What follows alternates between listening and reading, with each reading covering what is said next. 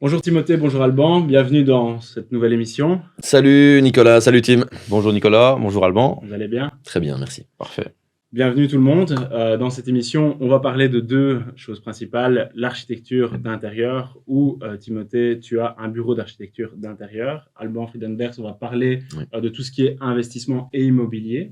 Donc voilà. Tout se rejoint à vrai dire, hein, donc c'est ça qui est important. On va avoir un regard croisé justement sur le croisement de votre expertise et les partenariats aussi qui peuvent se développer. Donc peut-être pour commencer, est-ce que Timothée, tu peux nous dire qui tu es, te présenter, mais présenter aussi ton projet Cubeta Architecture.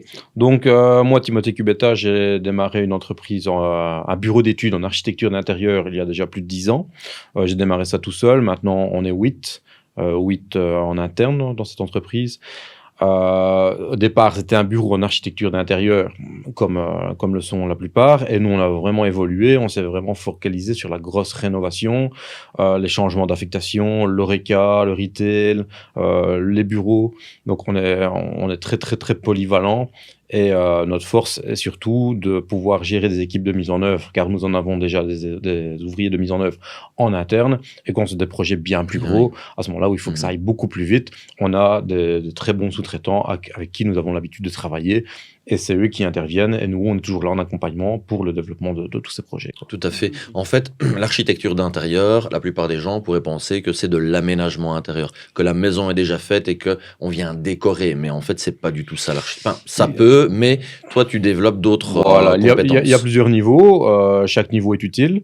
Je dis, mais celui dans lequel on s'est développé, c'est vraiment la rénovation, parce que moi j'ai aussi mon expertise depuis longtemps là-dedans, donc on est resté dessus, on l'a développé. On fait ce qu'on sait faire de bien. On fait ce qu'on sait faire de bien et on le performe. Voilà. Exact. Super. Alban, pour les personnes qui ne te connaissent pas encore, est-ce que tu peux te présenter et nous dire ce que tu fais, qui tu es, ce que tu fais dans tes multiples activités? Parfait. Donc moi je m'appelle Alban. Aujourd'hui, le développement de notre podcast, il sera basé sur l'immobilier, l'architecture également, et ce qu'on peut faire ensemble entre un architecte et un agent immobilier, parce que je suis aussi agent immobilier et investisseur, donc la rénovation immobilière, c'est quelque chose qui fait partie de mon domaine, et c'est quelque chose que je fais au quotidien. Effectivement, comme le dit Alban, il y a dans une grosse partie de nos clients, c'est les clients qui achètent pour rénover. Donc il y a le client qui achète un clé sur porte ou qui fait construire. Là, sur un projet plus vierge, on y apporte quelque chose, mais le plus gros marché, et je le vois par rapport à la demande, c'est d'acheter quelque chose sur lequel on a bien conscience que le budget rénovation sera similaire au budget achat, mais c'est quelque chose qui est fort demandé. Pourquoi? À l'heure actuelle, faire construire une belle maison, une belle villa, même si on a un gros budget sur un terrain de 50, 60 arts ou un hectare, tout ça, ça se trouve plus, c'est plus possible parce que tout était loti. Donc, ça coûte beaucoup d'argent. Plus cher. Et ça prend beaucoup de temps. Et il faut aussi avoir un très bon partenaire architecte, parce que quand on s'entoure bien, ça peut aller plus vite et on a moins de problèmes, à vrai dire. Ouais. Et c'est pour ça que Timothée accompagne ses clients, surtout dans le cadre de la rénovation. Absolument. Donc, un projet d'une ferme à réhabiliter, d'une grange, d'une ancienne bâtisse, maison de maître, ou même une maison plus traditionnelle, mais avec un grand volume, à ce moment-là, on se pose la question entre la faire construire ou acheter quelque chose qui fait 300 mètres carrés parce qu'on en a besoin, ou qu'on veut le lotir, ou qu'on veut l'exploiter différemment.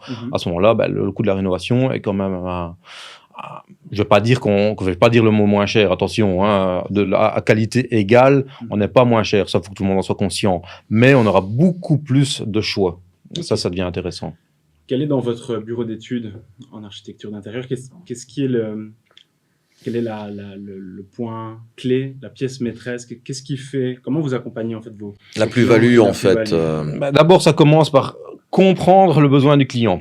Le client, il vient avec un projet, il peut être perdu. Des fois, il sait absolument ce qu'il veut, il arrive, et là, on lui dit « Ok, ça marche, super, votre idée était bonne ». Ou alors il peut vraiment être à côté de la plaque, et là on doit tout de suite le recadrer. Attention, votre budget il est tel, si vous faites ça, vous n'allez jamais vous en sortir.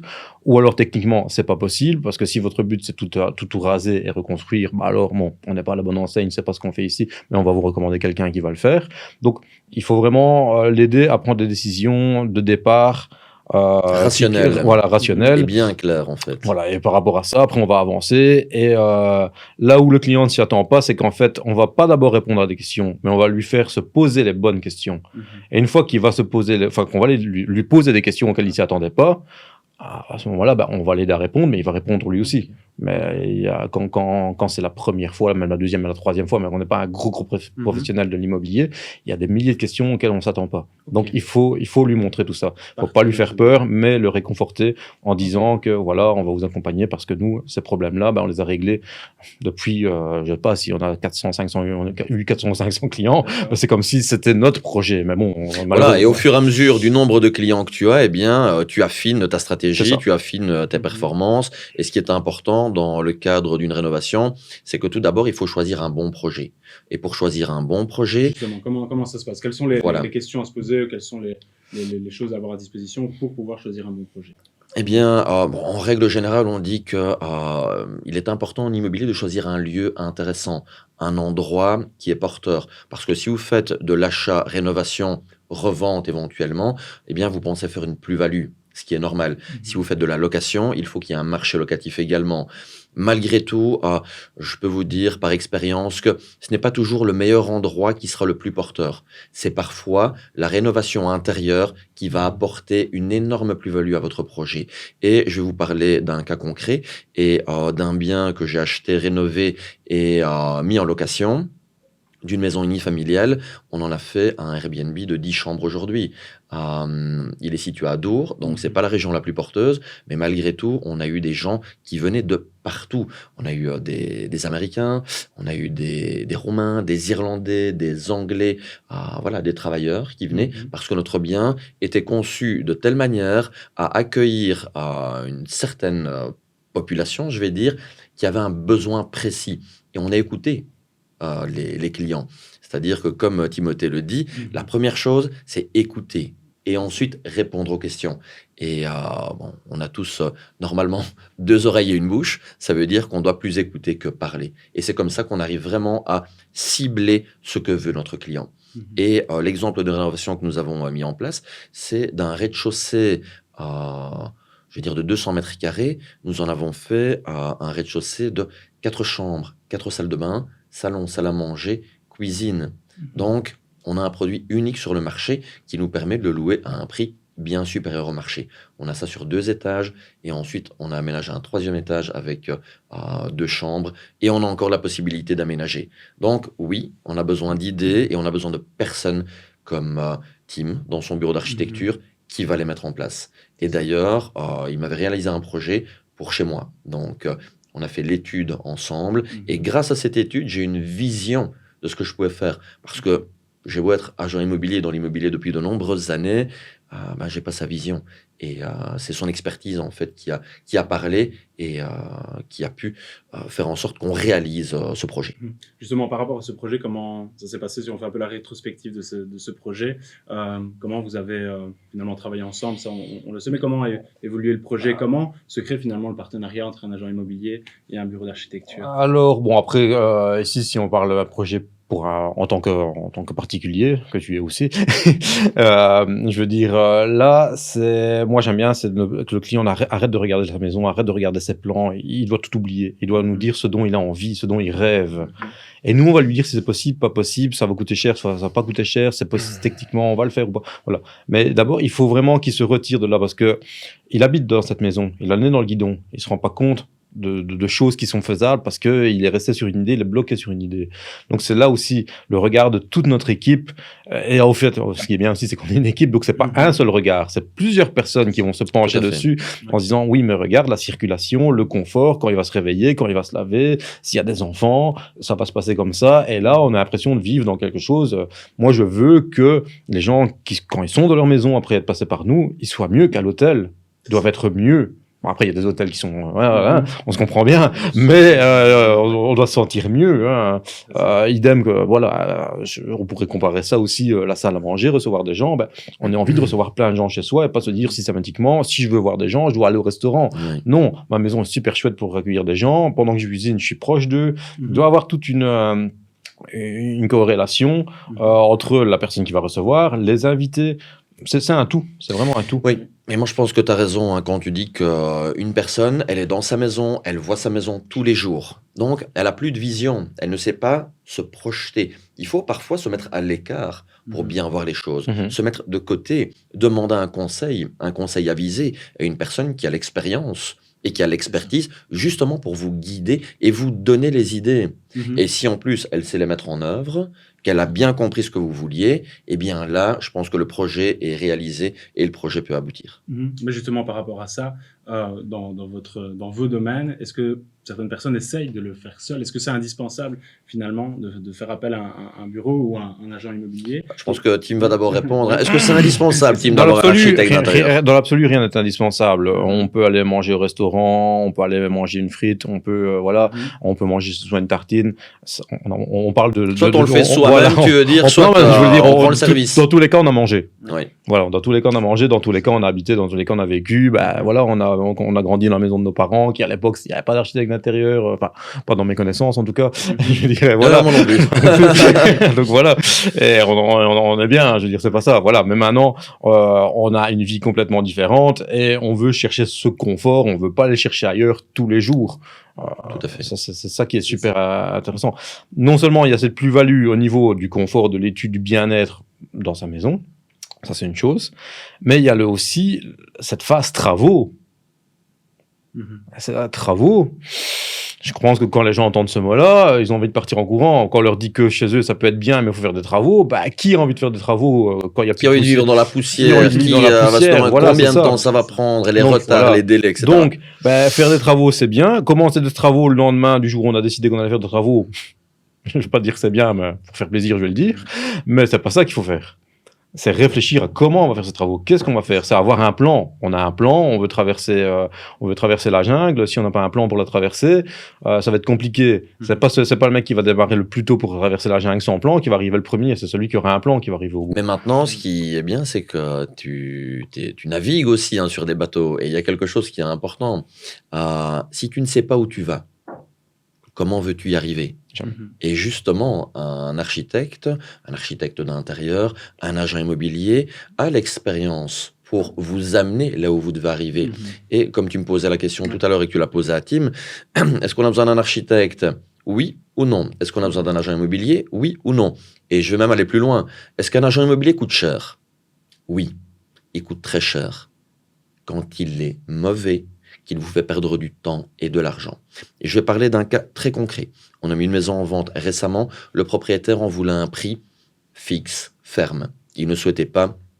voilà. Il n'avait pas d'autre vision sur le prix de sa maison. Moi, je lui ai dit qu'on pouvait en avoir plus.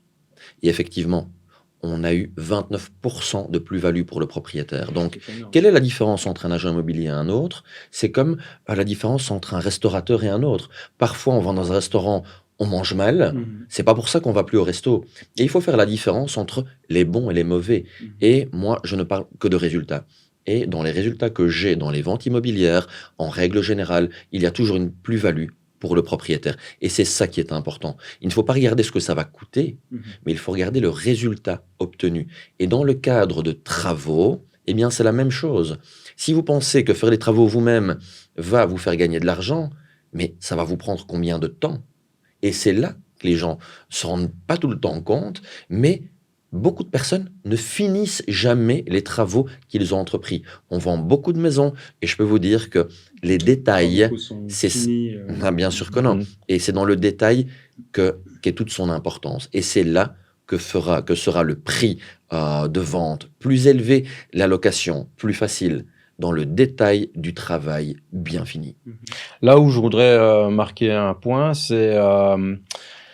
voilà, on a un projet de rénovation qui coûte cher, parce qu'à l'heure actuelle, les matériaux ont monté, l'inflation est arrivée, et le client a un budget qu'il voudrait limiter. On fait quoi? Mais le projet, il faut y aboutir un jour. Alors moi, je propose toujours, l'étude, il faut la faire complètement. On va étudier tout. Et après, dans sa mise en œuvre, une fois que l'étude sera faite et qu'on sait que la rénovation va coûter autant, on va phaser. On va faire quel projet, quel Les poste priorités, en premier, voilà. Les priorités. Voilà. Ah, ben moi, l'électricité, je vais faire des économies, je vais pas tirer mes câbles. Ben non. Ouais, mais c'est pas quand c'est peint qu'on va commencer à tirer des câbles. C'est trop tard. C'est plafonné, c'est peint, on va pas tirer des câbles. Donc, on va commencer à prévoir toutes les techniques. Les techniques sont là. Ok, on va prendre une douche. Entrée de gamme en attendant. On va prendre une douche, cabine de douche à 150, 300 euros, 400 euros, j'en sais rien. Voilà. Il va mettre ça en attendant. Et puis, dans 3 ans, quand il a dit, ça y est, maintenant, j'ai un nouveau budget pour terminer la salle de bain que je veux, mais j'ai plus de travaux, de gros travaux, j'ai plus rien à casser parce que mes arrivées, mes décharges sont au bon endroit, mon éclairage est bien posé, il monte la douche la douche des rêves. Donc voilà, ça il faut aussi voilà, parce que faire du presque beau, mais en fait les fondations ne sont pas bonnes. Voilà. Parce que les fondations, c'est celles qu'on voit pas en règle générale. Et quand ils parlent de technique, ils parlent de tout ce qui est électricité, arrivée d'eau, égouttage. Ce que tu ne vois pas, mais qui a toute son importance, parce que lorsque tu as une fuite, tu ne la vois pas tout de suite. C'est quand ça commence à couler que ça crée beaucoup de dégâts. Et là, ça devient problématique. Donc, la base a toute son importance. Voilà. Et grâce, nous, à notre étude, le client et l'entrepreneur auront ses plans. Et eux vont tirer cette technique comme ils l'entendent. Et après, le client va choisir, il aura le curseur budget pour choisir son niveau de finition. Voilà, s'il veut pas mettre l'éclairage tout de suite, il va dire en attendant, je mets cet éclairage-là, même si j'ai adoré celui-là. Mais voilà, il le sait. Et puis après, remplacer un éclairage alors que le point est déjà bon, l'encastrement est bon, c'est pas compliqué. Voilà. Je veux dire, on simplifie. Donc, faut pas toujours avoir peur du budget. Mais il faut savoir phaser son budget. Qu'est-ce qui va être rentable? Si c'est pour de l'habitation, dans ce cas-là, c'est ce que je viens d'expliquer. Si c'est pour du retour sur investissement via de la location, voilà, on prépare toutes les techniques du bâtiment, on en termine un, il est loué, on entame le deuxième, il est loué, et à chaque fois les revenus, on entame sur le troisième. Si on commence à vouloir tout faire en même temps, ça va pas marcher, et c'est là que des beaux projets commencent à se monter, puis après on les voit à l'arrêt, et au final, on s'en sort plus, on doit revendre, et voilà, tout ça parce qu'on n'a pas étudié le projet. En parlant d'investissement et de retour sur investissement, justement, c'est une question que les personnes pourraient se poser. Est-ce qu'il y a des investissements avec un plus gros retour sur investissement que d'autres dans l'immobilier? Qu'est-ce qui serait à conseiller? Quelles sont les idées peut-être par rapport à ça? Il y a énormément de possibilités d'investissement en immobilier. Il y a une tendance en ce moment. Il y a des tendances. Bien sûr, il y a des tendances. Il y aura toujours des tendances. Mais voilà, le primo-investisseur, lui, va se concentrer sur j'achète un bien. Soit je le rénove ou je n'ai pas de rénovation et je le mets en location. Donc ça, c'est l'investissement en bon père de famille. C'est ce que les gens faisaient auparavant pour s'assurer une pension entre parenthèses. Voilà, j'achète, je mets en location et dans 20 ans, je suis enfin propriétaire. Parce qu'attention, quand on signe son acte, on n'est pas propriétaire, c'est la banque qui l'est, jusqu'au moment où on a payé l'entièreté du crédit. Ça, c'est un type d'investissement qui va rapporter sur 20 ans, disons 5%. 5% brut. Ensuite, vous avez l'achat-revente. Là, on demande le conseil d'un architecte. On lui demande, voilà, est-ce que tu penses qu'en fonction de ces travaux, est-ce que je pourrais avoir une plus-value en fonction du type de matériaux que je vais employer, en fonction de la qualité des matériaux que je vais mettre en œuvre, en fonction de réaménager une pièce, quelle est la pièce qui va apporter le plus, la plus-value à cette maison ou à cette bâtisse. Donc là, on part déjà sur autre chose. Achat, rénovation, architecte, mise en œuvre, des beaux matériaux, et là on peut partir sur une plus-value. Et comme tu l'expliquais tout à l'heure, il y a un des critères peut être le choix et le positionnement du bâtiment, mais tout à fait. Le côté intérieur, et tu l'as très bien expliqué tout à l'heure, peut apporter une réelle plus-value, tout à fait. Esthétique, mais aussi budgétaire, monétaire. Ah oui, bien sûr, parce qu'on vend des bâtiments, que ce soit à Dour, à Mons, à Saint-Josse, mais Saint-Josse, il n'y a pas que des belles rues. Mais ici, j'ai un bâtiment à vendre sur Saint-Josse, par exemple, et j'ai un investisseur qui est intéressé. C'est un gros investisseur bruxellois. Je ne vais pas citer le nom, mais ils font de la colocation. Ils font de la colocation de luxe, j'ai envie de dire. Et pour eux, une colocation de luxe, c'est entre 800 et 1000 euros la chambre. Dans un bâtiment qui comporte 8 chambres, je vous laisse faire le calcul. Mais ce sont des belles rénovations. Voilà. On en a toujours pour son argent dans tous les cas. Autant pour l'achat-revente que pour la location, il faut qu'il y ait le côté coup de cœur quand on le visite. Et ça, c'est pas quelque chose qui coûte plus cher. un beau papier peint dans des grandes enseignes, bien choisi, avec une bonne lumière, un bon mobilier. C'est pas ça qui va augmenter le prix du bazar. Mais en attendant, Tout à fait. en termes de valeur émotionnelle, voilà. Là, on Ça, parlait de visuel. Ouais. Dans le coup de cœur, c'est clair que c'est le visuel, mais tous les sens sont mis en action. Si vous rentrez dans un bâtiment et que ça sent mauvais, qu'est-ce que vous dites? C'est pas terrible. Donc moi, ce que je donne comme conseil à mes clients vendeurs, c'est faites des crêpes. Faites des crêpes avant les visites. Le samedi matin, le dimanche matin, tu rentres, ça sent bon. Visuellement, c'est beau. Au niveau sonorité, voilà, il fait calme, tu as le chant des oiseaux. Quand tous les sens sont développés, eh bien, le coup de cœur arrive plus facilement. Ok. Donc ça, c'est quand même une plus-value facile. Je veux dire, c'est la plus facile qu'on puisse apporter, c'est qui est le coup de cœur. Ok. Tout à fait. Tu peux peut-être mentionner quelques projets. Vous avez déjà fait beaucoup de projets depuis ces quelques années. Est-ce qu'il y a certains voilà, peut-être citer un projet ou l'autre Si j'en cite un, j'en cite pas l'autre, et après, bon, ben voilà. Quelques-uns. On a fait de très très gros restaurants de la région qui cartonnent, mais que même au départ, quand on m'a dit je vais faire un gros restaurant ici, je me suis dit, bon, ouais, d'accord, mais je suis pas plus Tu parles de Stéphano? par exemple, voilà, je me dis, bah, ok. Et au final, bah oui, c'est vrai qu'il a raison. Je me dis, bah, pourquoi pas? Il y a un concept derrière. C'est pas parce que les autres ne l'ont pas fait qu'on peut être aussi Il y a un loin. cadre et il y a un concept. Et tout est goupillé. Voilà. Et une fois qu'on crée un gros concept, où qu'il soit, il fonctionne. L'endroit, c'est bien, mais il n'y a pas que l'endroit. Hein. Donc, si on est sur de l'Oreca, bah, des fois, j'ai des gens qui viennent pour de l'Oreca et ils veulent faire un truc super campagnard et tout ça, mais en pleine ville. J'ai dit, bon, bah, Peut-être que ça va pas. est-ce que c'est vraiment le bon endroit? L'étude du marché était bien faite, du marché elle est bien faite? Ou est-ce que des fois, si maintenant on veut créer un super restaurant avec un parc pour les enfants, avec de l'espace, un restaurant qui a cartonné le week-end, mais on s'en fout, en semaine, le midi, on compte pas ouvrir, il faut l'ouvrir où? Bah, faites ça dans les hauts pays, j'en sais rien. Un truc comme ça, et là, ça va marcher. On a un bon projet à vendre dans les hauts pays, d'ailleurs. Il faudrait peut-être qu'on en discute parce que voilà. C'est vraiment quelque chose de bien sur un terrain. Là, les gens auront le temps le week-end, ils ont le temps de se déplacer. Donc, à ce moment-là, et c'est ce genre de conseils qu'on donne aussi, parce que voilà, on a un bureau d'études en architecture d'intérieur, mais le fait qu'on a fait, je sais pas combien de dizaines de restaurants ou d'autres établissements, bah, nous donne cette expérience comme si c'était le nôtre. Et ça, on va vous dire, attention, lui là-bas, il a voulu faire ça, bon, il a cru que ça allait marcher, ça n'a pas marché, c'est très, très rarement arrivé, mais à l'inverse, tous ceux qui m'ont dit, oui, mais Tim, ça va coûter autant de faire ce projet-là, est-ce que moi je vais vendre autant de plats que prévu? Et alors, ça me fait rire, c'est que quand ils ouvrent, bah, on sait déjà plus y aller parce qu'il faut réserver. Et ça, c'est une belle réussite, c'est de voir son client un peu suspicieux au départ en se disant, ouais, mais les gars, moi je comptais pas mettre autant d'argent parce que, et toi tu me dis que ça va marcher parce que lui l'a fait, parce que c'est comme ça qu'il faut faire. Ben oui, c'est comme ça qu'il faut faire. À l'heure actuelle, il y a une concurrence. Donc, nous, quand on est dans le retail ou de l'Oreca, ben, il faut qu'on soit à la hauteur. On a créé des pharmacies, elles sont magnifiques. Quand on rentre. Vous avez votre patte aussi, hein. C'est vrai qu'il y a une identité. Ben voilà, c'est ça. Il y a quelque chose tout à fait. Voilà. On sait que c'est du Cubetta, quoi. C'est l'équipe Cubetta, quoi. Ouais, c'est ça. Et justement, peut-être par rapport à ça, quelles sont peut-être tes sources ou vos sources d'inspiration? Est-ce qu'il y a des matériaux finalement avec lesquels vous favorisez que d'autres, ou qu'est-ce qui finalement, il y a une grosse part de créativité et on l'a compris, chaque projet est individuel, mais est-ce que derrière il y a quand même cette envie ou certains matériaux phares à vouloir on aime bien arriver avec de nouvelles idées. Mais après on va me dire, oui, mais Tim, tes projets on les reconnaît. Ok, d'accord. Il faut se dire qu'au départ, on doit analyser dans l'écoute du client. Il n'y a pas que l'écoute au niveau de ses fonctions, il y a savoir jusqu'où il ira au niveau de quel mot on pourrait utiliser pour ça, jusqu'où il va se permettre d'aller dans, pas de l'extravagance, hein, c'est pas ça, mais dans la diversité, être différent, voilà. Okay. Certains vont venir, oui, mais ça c'est beau, si tu m'as proposé ça, mais j'ai jamais vu ça chez quelqu'un.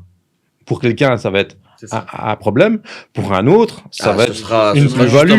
Wow, magnifique, j'ai jamais vu ça chez quelqu'un, donc je le veux. Alors qu'un autre veut être rassuré en se disant, moi, si je l'ai jamais vu chez quelqu'un, je le fais pas. Enfin, si je l'ai jamais vu, je ne le fais pas. Donc, c'est ça. Et nous, on doit cadrer ce client. Enfin, pas le cadrer, on doit l'écouter. Ouais. Et si c'est trop pour lui, on descend le level et on dit, OK. Ça, ah oui, ça j'aime bien. Ok. Et à ce moment-là, le projet se fait autour de ça. Et puis, toujours partir. C'est le client. C'est l'écoute du client. C'est pas pour moi. Moi, je fais pas le projet pour moi. Je le fais. Enfin, nous, on fait pas le projet pour nous. On le fait par rapport au client, à sa personnalité ou à la clientèle qu'il veut viser. Là aussi. Tout à fait. Dans l'immobilier, du coup, il y a aussi ce conseil, cette expertise qui est mise en avant par rapport au client. si un client fait un peu à sa tête, ou comment finalement, je ne vais pas dire dealer avec le client, mais comment finalement, parce que ce qu'on veut, c'est le bien du client et qu'il soit finalement satisfait, heureux de son achat. Tout à fait. S'il reste avec une idée en tête, comment ça se passe le côté accompagnement et travail avec le client? C'est assez simple, hein, parce que on démarche très peu et on est régulièrement contacté pour des mises en vente. Donc, le client qui vient nous voir, il vient parce qu'il a eu une expérience ou quelqu'un de sa famille ou une de ses connaissances est déjà passé par nous. Donc, à partir de ce Ok. moment-là, Il a déjà été recommandé et il a voilà, déjà une idée de ce que vous faites. la confiance est instaurée. Ouais. Malgré tout, on est assez présent sur les réseaux. On a un marketing de haut niveau. D'ailleurs, très prochainement, on va dans le plus grand salon de l'immobilier européen. Ça se passera au mois de novembre. On est constamment à la recherche de nouveautés. Bien entendu, ce qui fonctionne, on le duplique. Et à partir du moment où il y a un non de la part du client, c'est là que la vente commence. Ok. Et c'est là que on reconnaît le bon vendeur du mauvais vendeur. Parce que le bon vendeur, il va essayer d'aller chercher plus loin et de gratter pour voir qu'est-ce qui freine la personne. Parce que si le client te reçoit, tu as déjà fait 50% du travail. Dans notre métier, il y a de la concurrence, mais notre premier concurrent, c'est nous. Je l'ai déjà dit, et c'est nous contre nous-mêmes. À côté de ça, si un client est vraiment borné, eh bien, il se peut parfois que je ne travaille pas avec lui. Et c'est ce que je dis. Aujourd'hui, on se rencontre. Peut-être que vous allez me dire non. Parce que vous ne croyez pas au projet ou à ce que je vous annonce comme prix de l'immobilier. Mais peut-être que c'est moi qui vais vous dire non. Et on a cette force aujourd'hui de pouvoir dire non au client. Parce que on pense que ce projet n'aboutira pas, qu'il prendra du temps. Et comme les gens parfois disent « mais j'ai le temps pour vendre », vous savez ce que je leur dis ? Revenez quand vous n'avez plus le temps. Parce que c'est clairement exactement ça. parce que notre façon et notre process permet de vendre ultra rapidement. Donc, si vous avez le temps, on va vous amener le meilleur client, vous ne le choisirez pas, notre travail aurait été fait. Donc voilà, pour répondre à ta question.